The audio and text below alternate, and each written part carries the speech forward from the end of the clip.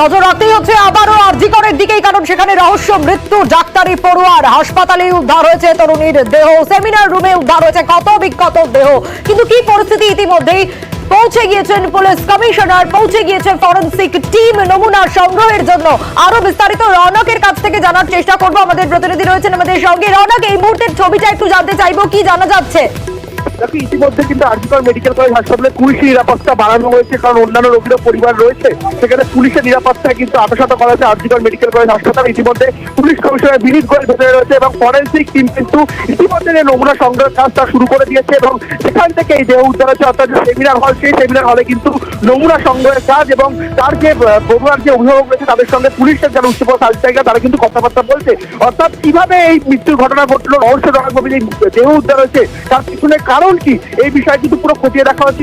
Forensic একদিকে যেমন নমুনা সংগ্রহ করছে, অন্যদিকে এই পড়ুয়ার সঙ্গে আদৌ গতকাল রাতে কারা ছিলেন সেই বিষয়ে কিন্তু খতিয়ে দেখছে পুলিশ আধিকারিকরা। এবং শুধু তাই নয়, যেখানে এই ঘটনা ঘটেছে আদৌ কি কোনো নিরাপত্তা বলয় ঘেরা ছিল কিনা, কোনো সিসিটিভি ক্যামেরা রয়েছে কিনা, সেই বিষয়টা কিন্তু পুলিশের তরফ থেকে দেখা হচ্ছে। যদি সিসিটিভি ক্যামেরা থাকে তাহলে সিসিটিভি ক্যামেরার যে ফুটেজ, সেই ফুটেজ সংগ্রহ করার কাজ কিন্তু ইতিমধ্যে পুলিশের তরফ থেকে শুরু করা হয়েছে। এবং শুধু তাই নয়, গতকাল যখন তিনি অন ডিউটি ছিল সেখানে একটা প্রশ্ন উঠছে যে কোন গ্রাজুয়েশন সেকেন্ড ইয়ার স্টুডেন্ট যখন অন ডিউটিতে ছিল তার সঙ্গে অন্য কোনো ট্রেনি ডাক্তার তারা অন ডিউটিতে ছিল কিনা, সেই বিষয়টাও কিন্তু খতিয়ে দেখছে পুলিশ। অর্থাৎ তারা তরফে তাদের যে বয়ান রেকর্ড, সেই বয়ান রেকর্ড কিন্তু তারা প্রক্রিয়া কলকাতা পুলিশের তরফ থেকে শুরু করা হয়েছে। এবং ফরেনসিক টিম কিন্তু ইতিমধ্যে যে ঘটনাস্থল, যে সেমিনার হল, সেখানে এসে পৌঁছতে সেখান থেকে কিন্তু নমুনা সংগ্রহের কাজ, সেই কাজ কিন্তু এখন ইতিমধ্যে একেবারে রৌনক, পরিস্থিতির উপর নজর রাখো। আমাদের অপর প্রতিনিধি অভিজিৎ রয়েছেন আমাদের সঙ্গে। অভিজিৎ, সেমিনার রুমে ক্ষত বিক্ষত দেহ উদ্ধার, অন ডিউটি ছিলেন এই পড়ুয়া, তার সঙ্গে তার যে সহকর্মীরা ছিল কাল, তাদের কাছ থেকে কোনো কিছু জানা যাচ্ছে বা পরিবারের তরফ থেকে কি জানা যাচ্ছে?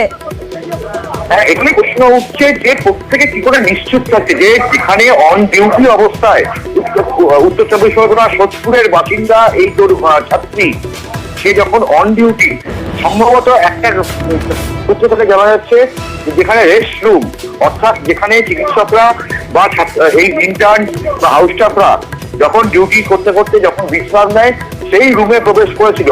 এবং সেই রুম থেকে পাশেই যখন সেমিনার রুমে, সেখান থেকে কি করে দেহ উদ্ধার হলো।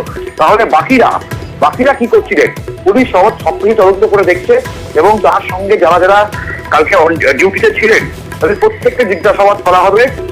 এবং যারা যে সমস্ত কর্মীরা ছিলেন, যে নার্সরা ছিলেন, যে স্বাস্থ্যকর্মীরা ছিলেন, ওয়ার্ড বয় থেকে আরম্ভ করে প্রত্যেককে জিজ্ঞাসাবাদ করা হবে।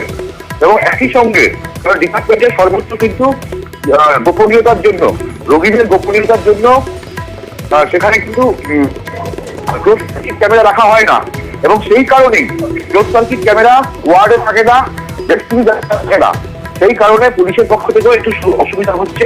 তবু সবাইকে জিজ্ঞাসাবাদ করে এবং একই সঙ্গে যে বাইরের কোনো, এখানে তো অন্য কেউ ঢুকেছিল কিনা, ভেতরে বহিরাগত কোনো প্রবেশ করেছিল কিনা, বাইরের যে ক্লোজ সার্কিট ক্যামেরাগুলো সেগুলোকেও খতিয়ে দেখা হচ্ছে। এবং পুলিশ কোনো রকম মানে কিছু বাদ দিতে না, প্রত্যেককে জিজ্ঞাসাবাদ করছে এবং পরিবারের সদস্যদের সঙ্গেও একইভাবে জিজ্ঞাসাবাদ করা হচ্ছে।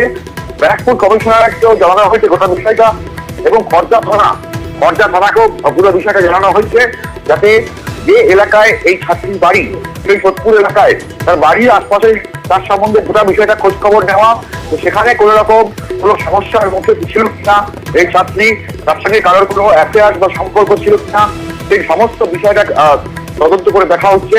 এবং তারপরেই এখন নির্ভর করা হচ্ছে যে পোস্টমর্টম রিপোর্ট আজকে বিকেলেই হবে আরজিকর মেডিকেল কলেজ হাসপাতালে। এবং সেখানে অবশ্যই পরিস্থিতির দিকে নজর থাকবে। বেশ।